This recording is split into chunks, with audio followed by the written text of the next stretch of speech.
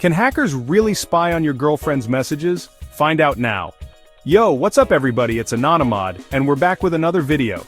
Now, have you ever wondered if someone could be secretly reading your girlfriend's messages? Like, is it actually possible for hackers to spy on WhatsApp, Telegram, or even those late-night Instagram DMs without anyone knowing? Today we're diving deep into the world of message spying. We'll uncover the truth behind how it happens, the techniques hackers use, and most importantly, how you can protect yourself and your loved ones. This is your go-to channel for all things cybersecurity, so before we jump in, make sure you're subscribed and hit that notification bell so you don't miss out on any future tech deep dives. Alright, so let's talk about spyware. This is some seriously scary stuff, guys. Imagine an app that can secretly record everything on your phone, your texts, your calls, even what you're typing. Spyware apps like FlexiSpy, mSpy, and the infamous Pegasus are like digital ghosts, lurking in the shadows of your phone's operating system. And the scariest part? Installing them can be as easy as sending a malicious link or having physical access to your phone for just a few seconds. Once that happens, boom! They have a direct line into your digital life, reading messages as they come in, listening to calls, and even accessing your camera and microphone without you ever knowing. It's like something straight out of a sci-fi movie, but trust me, this is real-world tech, and it's more common than you might think. Now let's talk about phishing attacks. These deceptive tactics have been around for decades, evolving and adapting to new technologies and user behaviors. Despite their age, phishing attacks remain one of the most effective methods for cybercriminals to steal sensitive information. This is one of the oldest tricks in the book, but it's still incredibly effective. Over the years, phishing emails have become more sophisticated, making it harder for even the most vigilant users to distinguish between what's real and what's fake. Think about it. You get an email or a text message that looks exactly like it's from your bank, your social media platform, or even your favorite online store. These messages are designed to mimic legitimate communications, often using logos, language, and formatting that look authentic.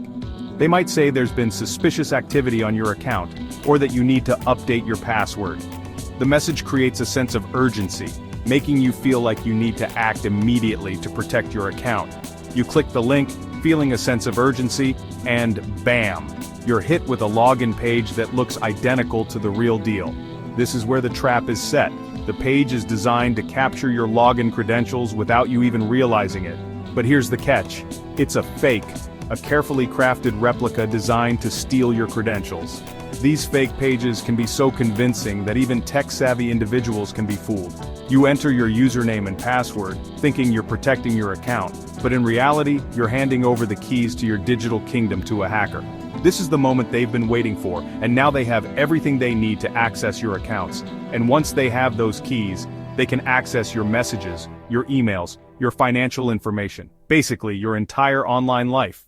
The consequences can be devastating, leading to identity theft, financial loss, and a long, arduous process of reclaiming your digital identity. So always be cautious and think twice before clicking on any suspicious links.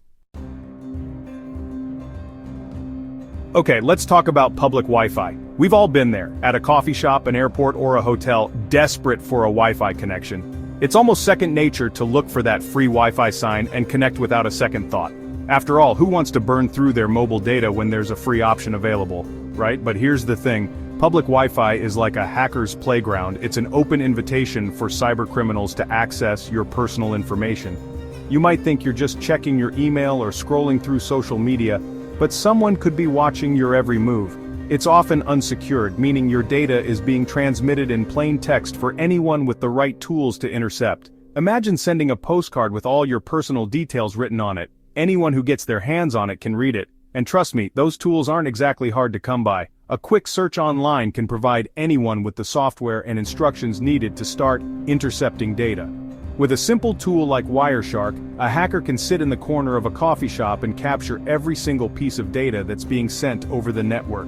They don't need to be a tech genius. The software does most of the work for them. That means they can see your login credentials, your credit card information, and yes, even your private messages if they're not encrypted. It's like handing over your wallet and your diary to a stranger. It's like having a conversation in a crowded room where anyone can eavesdrop. You wouldn't shout your bank details in a public place, so why would you send them over an unsecured network? So next time you're about to connect to that free Wi-Fi, Think twice. It might cost you more than you bargained for. Consider using a VPN or sticking to your mobile data for sensitive transactions. Your privacy and security are worth the extra effort.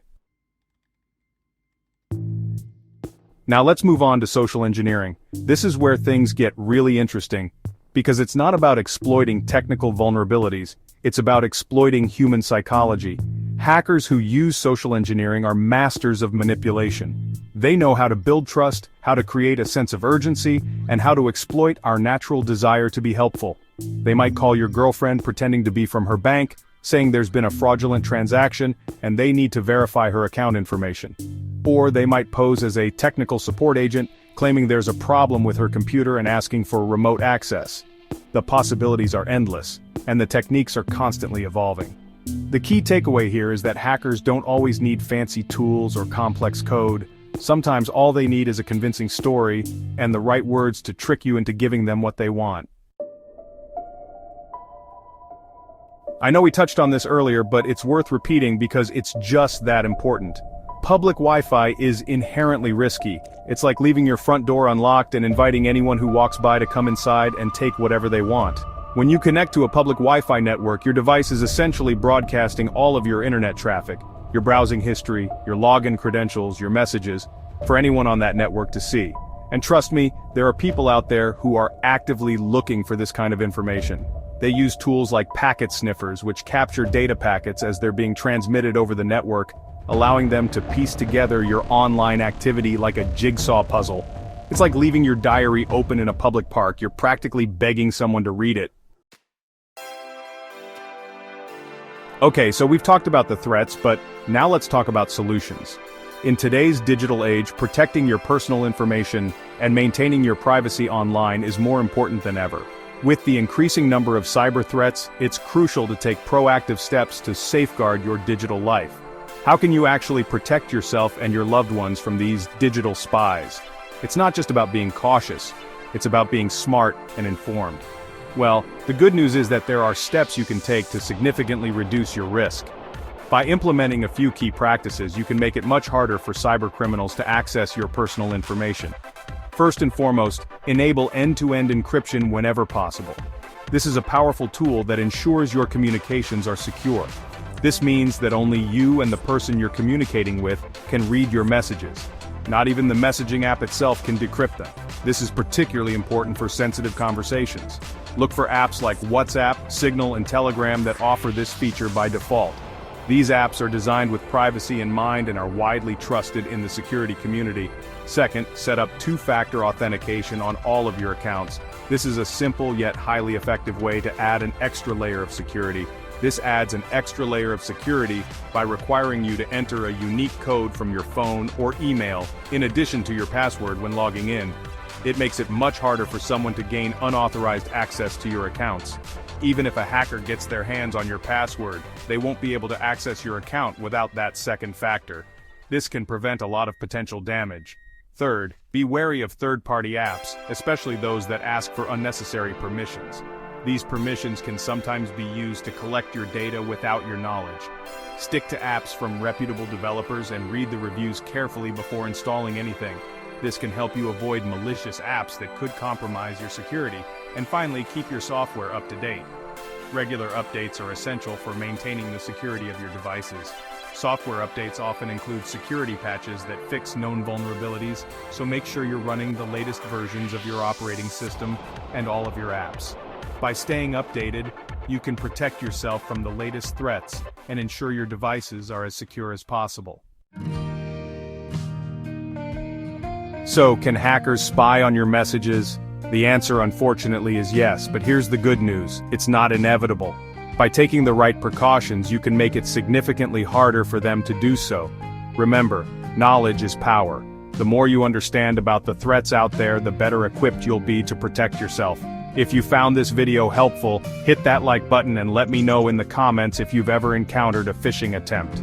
And don't forget to subscribe for more cybersecurity insights. Stay safe online, and I'll catch you in the next one. Peace.